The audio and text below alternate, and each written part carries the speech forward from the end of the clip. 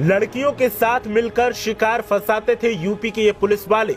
सच जानकर आपके पैरों तले जमीन खिसक जाएगी। कानपुर में रहकर बड़े बड़े लोगों को बनाते थे निशाना, आखिरकार खुल ही गई कलई। सुंदर युवतियों के जाल में फंसकर होटल पहुंच जाते थे रईसजादे। पुलिस पहुंचकर करती थी वसूली। उत्तर प्रदेश की A1 पुलिस ने ऐसा कारनामा किया है कि हर जगह थू थू हो रही है और सरकार के दावों का जुलूस निकल रहा है। पगार से गुजारा होता न दिखा तो अपराध को रोकने वाले ही खुद अपराधी बन गए और फिर जो किया उसने तो वर्दी को बदनाम ही कर दिया। कानपुर की पुलिस के साथ न जाने क्या पनौती है। कभी बिकरू कांड की वजह से सवाल उठते हैं तो कभी अपहरणकर्ता फिरौती छीनकर फरार हो जाते हैं। और तो और अब जो मामला सामने आया है उसमें मुंशी और मुजरिम दोनों ही पुलिस ही निकली। हुस्न के जलवों के साथ दो सिपाहियों ने कमाई का ऐसा धंधा चुना जिसे सुनने के बाद सरकार के कान खड़े हैं और खाकीदारी के आला अधिकारी सन्न हैं कि उनकी नाक के नीचे ये सब हो रहा था और उन्हें खबर तक नहीं हुई। दरअसल कानपुर पुलिस में तैनात दो कांस्टेबल अपहरण और वसूली का गैंग चला रहे थे। इनके गैंग में महिला समेत कई शातिर गुर्गे शामिल थे।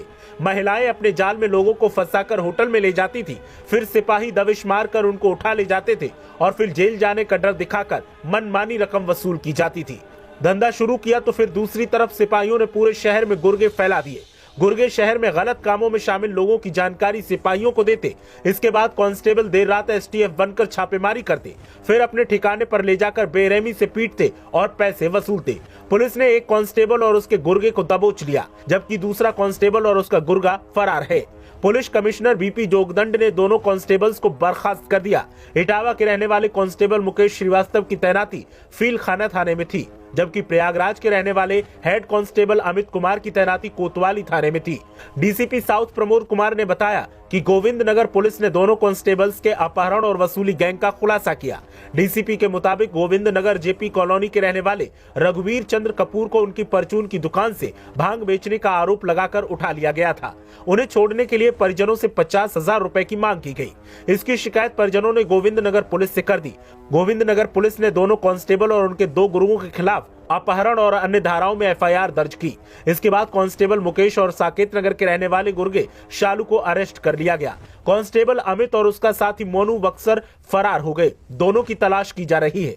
दोनों को जल्द से जल्द गिरफ्तार किया जाएगा। ये कोई पहला मामला नहीं है। इससे पहले भी सरगना मुकेश ने ठीक इसी तरह जूही सफेद कॉलोनी के रहने वाले व्यापारी मोहम्मद इसराफिल अंसारी को 5 दिसंबर 2020 को अपहरण कर लिया था। व्यापारी को भी महिला के सहारे फंसाया गया था। मुकेश व्यापारी को छोड़ने के लिए लाखों रुपए मांग रहा था। उस समय पुलिस ने कांस्टेबल मुकेश को गिरफ्तार किया था। उसे कोर्ट ने जेल भेज दिया था। हालांकि बाद में मुकेश जमानत पर छूट गया और बहाल होने के बाद फिर से नौकरी कर रहा था। अपहरण कांड में उसकी साथी बर्रा 2 नई बस्ती की रहने वाली महिला माही यादव फरार हो गई थी। कोर्ट ने माही के खिलाफ NBW भी जारी कर दिया। 2 साल बाद 12 दिसंबर 2022 को माही को अरेस्ट किया गया। माही कांस्टेबल के गैंग की सबसे शातिर लेडीज थी। वो शहर के बड़े कारोबारियों को अपने जाल में फंसाती थी। अब इसके सभी पुराने मुकदमों की भी पुलिस ने एक बार फिर से जांच शुरू कर दी है। पुलिस का ये रूप देखकर पूरे प्रदेश में सनसनी का माहौल है। जहां सरकार अपना माथा पीट रही है तो वहीं पुलिस के आला अधिकारी भी परेशान है कि आखिर ऐसे लोगों का क्या किया जाए। कानपुर का ये मामला जब से सामने आया है उसके बाद से सियासत भी तेज दिखाई दे रही है और तमाम आरोपों के साथ विरोधी दल सरकार को ही इसके लिए जिम्मेदार मान रहे हैं। विरोधी दलों का कहना है कि प्रशासनिक अधिकारियों के हाथ में सरकार ने कमान ऐसी सौंपी कि अपराध रोकने की बजाय वो खुद अपराधी बन गए। Bureau report.